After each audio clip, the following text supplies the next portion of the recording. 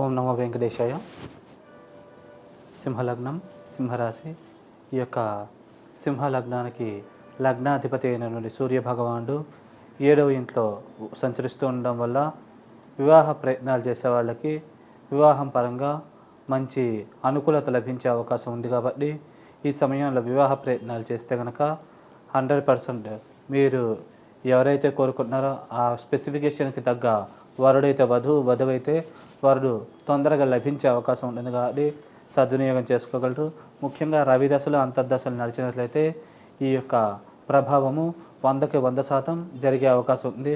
అలాగే వ్యక్తిగత జాతకంలో కుంభరాశిలో కానీ సింహరాశిలో కానీ సూర్యుడున్న ఈ ప్రభావాలు 100కి 100% జరిగే అవకాశం ఉంటుంది. కాబట్టి ఈ విషయాన్ని గమనించగలరు.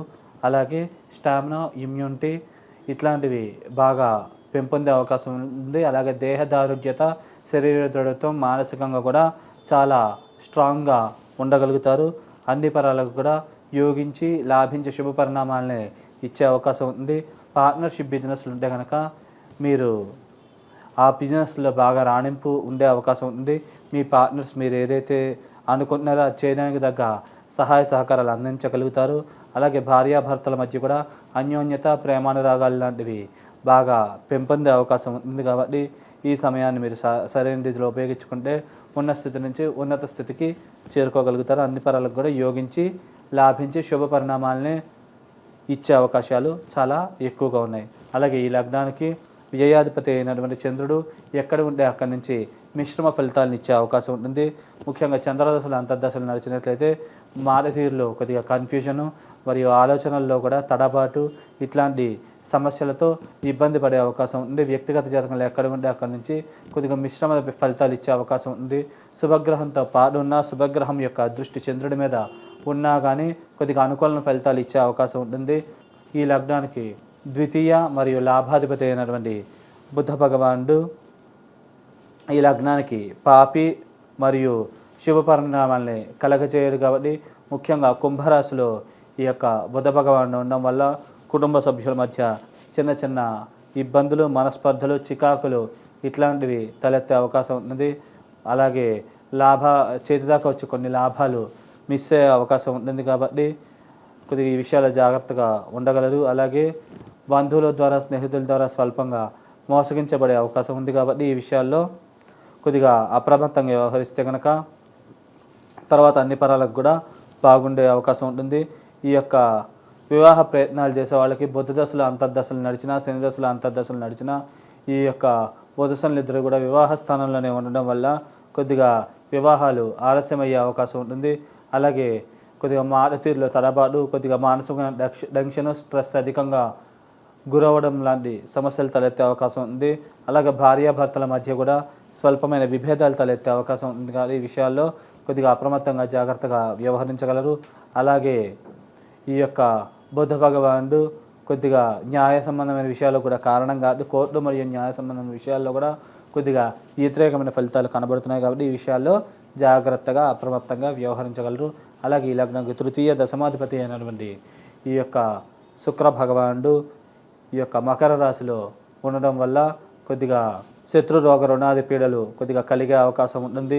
అలాగే ఈ యొక్క మకర రాశిలో ఉండి ఈ యొక్క 12వ స్థానాన్ని చూడడం వల్ల అనవసరమైన ఖర్చులు మరియు మాటలలో తడబాటు, కొద్దిగా వృత్తిపరంగా టెన్షన్స్, మానసికమైన ఒత్తిడి ఇట్లాంటివి అధికంగా ఉండే అవకాశం ఉంటుంది. కాబట్టి ఈ విషయాల్లో జాగ్రత్తగా వ్యవహరించినట్లయితే కనుక అన్ని పరాలకు కూడా ఈ యొక్క అశుభ పరిణామాల నుంచి బయటపడి ఉన్న స్థితి నుంచి ఉన్నత స్థితికి వెళ్ళే అవకాశం ఉంటుంది. కాబట్టి ఈ విషయాన్ని మీరు జాగ్రత్తగా గమనించగలరు. అలాగే ఈ యొక్క శుక్ర భగవానుడు ఈ యొక్క 15వ తారీఖు నుంచి కొద్దిగా కుంభరాశిలోకి వెళుతుండడం వల్ల కొద్దిగా వివాహ ప్రయత్నాలు చేసే వాళ్ళకి వివాహం స్వల్పంగా ఆలస్యమయ్యే అవకాశం ఉంటుంది. అలాగే కొద్దిగా ఈ సమయంలో కనుక వివాహ సంబంధమైన నిర్ణయాలు తీసుకుంటే కనుక పెద్దవాళ్ళ సలహాలు, సూచనలు తీసుకుని దానికి అనుగుణంగా ముందుకు వెళ్ళినట్లయితే మంచి జరిగే అవకాశం ఉంటుంది.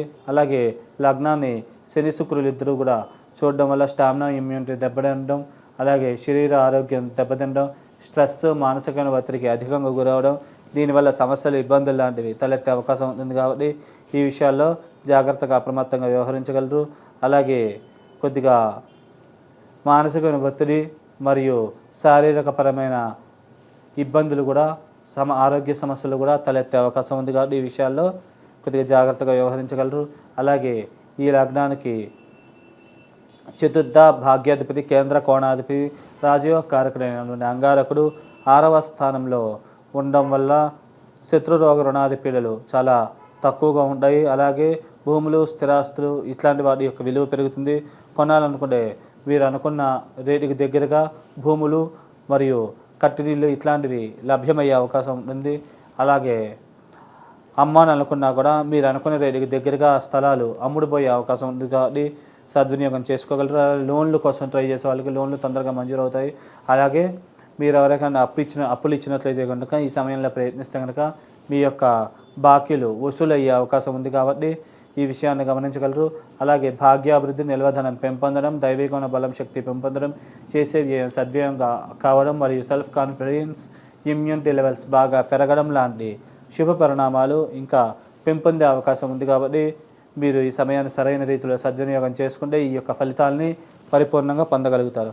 అలాగే పంచమాష్టమాధిపతి అయినటువంటి గురు భగవానుడు ఈ లగ్నానికి భాగ్యంలో ఉండడం వల్ల భాగ్యాభివృద్ధి మరియు నిల్వధనము పెంపొందడం మరియు శారీరక దృఢత్వం, శారీరక ఆరోగ్యం, తీసుకునే నిర్ణయాలు సరైనవయ్యే అవకాశాలు ఇట్లాంటివి ఎక్కువగా ఉన్నాయి. వేరే వాళ్ళు కూడా మీ యొక్క సలహాలు సూచనల వల్ల ఎక్కువ బెనిఫిట్ పొందగలుగుతారు. అలాగే మాట తీరు మరియు పలుకుబడి అలాగే కమ్యూనికేషన్ స్కిల్స్ ఇట్లాంటివి బాగా మెరుగయ్యే అవకాశం ఉంది. విద్యార్థులు విద్యలో బాగా రాణించగలుగుతారు.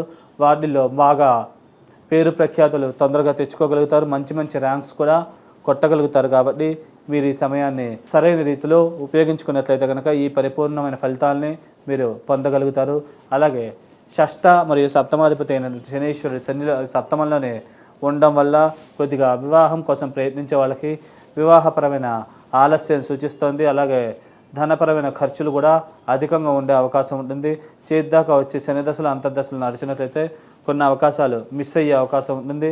అలాగే ల్యాండ్ మరియు భూములకు సంబంధించిన చిన్న చిన్న లిటికేషన్స్, ఇబ్బందులు ఇట్లాంటివి క్రియేట్ అయ్యే అవకాశం ఉంటుంది. కాబట్టి శని దశలు అంతర్దశలు నడిచినట్లయితే తగు జాగ్రత్తలు తీసుకుంటే కనుక ఈ యొక్క అశుభ పరిణామాల నుంచి బయటపడి మీరు ఏదైతే అనుకున్నారో ఆ యొక్క కార్యాలని సకాలంలో పూర్తి చేయగలుగుతారు.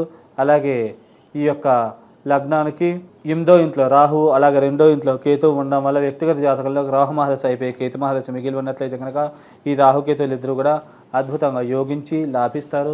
మంచి శుభ ఫలితాలని, అనుకూలమైన ఫలితాలని ఇచ్చే అవకాశం ఉంది. కాబట్టి మీరు సమయాన్ని ఉపయోగించుకోగలరు. ముఖ్యంగా కోర్టు మరియు న్యాయ సంబంధమైన విషయాల్లో అనుకూలమైన ఫలితాలు, తీర్పులు ఇట్లాంటివి వచ్చే అవకాశం ఉంటుంది.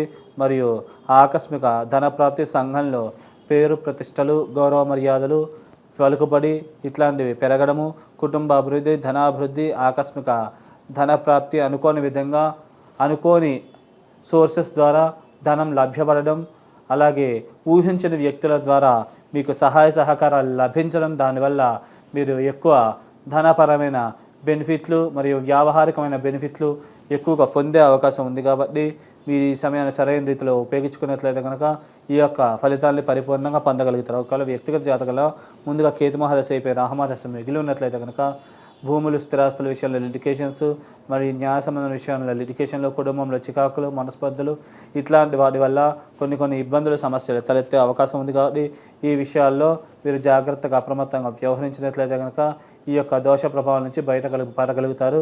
అలాగే మీకు ముఖ్యంగా ఈ సమయంలో గోల్డ్ ఆర్నమెంట్స్ మరియు భూములు, స్థిరాస్తులు ఇట్లాంటివి కొనుగోలు చేసే అవకాశాలు చాలా ఎక్కువగా ఉన్నాయి. కాబట్టి ఈ సమయాన్ని సరైన విధంగా ఉపయోగించుకున్నట్లయితే కనుక పరిపూర్ణంగా ఈ యోగాలను పొందగలుగుతారు. అలాగే రాజకీయ నాయకులకు కూడా రాజకీయ పరంగా మంచి గుర్తింపు, రాణింపు అధికంగా ఉంటుంది. అలాగే మీ యొక్క పేరు ప్రతిష్టలు కూడా రెట్టింపు అయ్యే అవకాశం ఉంది. కాబట్టి ఈ విషయాన్ని గమనించి సరైన సమయంలో సరైన నిర్ణయాన్ని తీసుకోవడం వల్ల మంచి బెనిఫిట్ మీరు పొందగలుగుతారు. వ్యక్తిగత జాతకాన్ని కూడా కొద్దిగా పరిశీలింపజేసుకున్నట్లయితే కనుక ఈ యొక్క ప్రయోజనాలు ఇంకా ఎలా పొందాలో ఈ యొక్క కొన్ని సూచనలు కూడా ఆస్ట్రాలజర్స్ మీకు సజెస్ట్ చేస్తారు కాబట్టి ఆ గైడెన్స్ కూడా మీరు తీసుకున్నట్లయితే ఈ ప్రయోజనాలను ఇంకా ఎక్కువ పొందగలుగుతారు. అలాగే మీరు ఈ దోష ప్రభావం నుంచి బయటపడి మీరు ఉన్న స్థితి నుంచి ఉన్నత స్థితికి చేరుకోవాలనుకుంటే కనుక మీరు శ్రీరామ రామ రామేతి రమే రామే మనోరమే సహస్రనామ తత్తుల్యం రామనామ భరాణి ఈ యొక్క శ్లోకాన్ని ప్రతిరోజు కూడా 11 సార్లు కానీ 21 సార్లు కానీ 54 సార్లు కానీ ఇది పఠించి మీరు బయటికి వెళ్ళడం వల్ల మీరు అనుకున్న రంగంలో తొందరగా విజయాలు సాధించగలుగుతారు. అలాగే మీరు నల్ల నువ్వులు మరియు పెసలు ఈ రెండు కలిపి బాగా ఉడకబెట్టి బెల్లంతో పాటు ఆవుకి శనివారం కానీ బుధవారం కానీ రెగ్యులర్గా తినిపిస్తూ ఉన్నట్లయితే కనుక ఈ యొక్క దోష ప్రభావం నుంచి పరిపూర్ణంగా బయటపడి మీరు ఏదైతే అనుకున్నారో ఆ పనులను మీరు సకాలంలో సాధించగలుగుతారు. శుభం.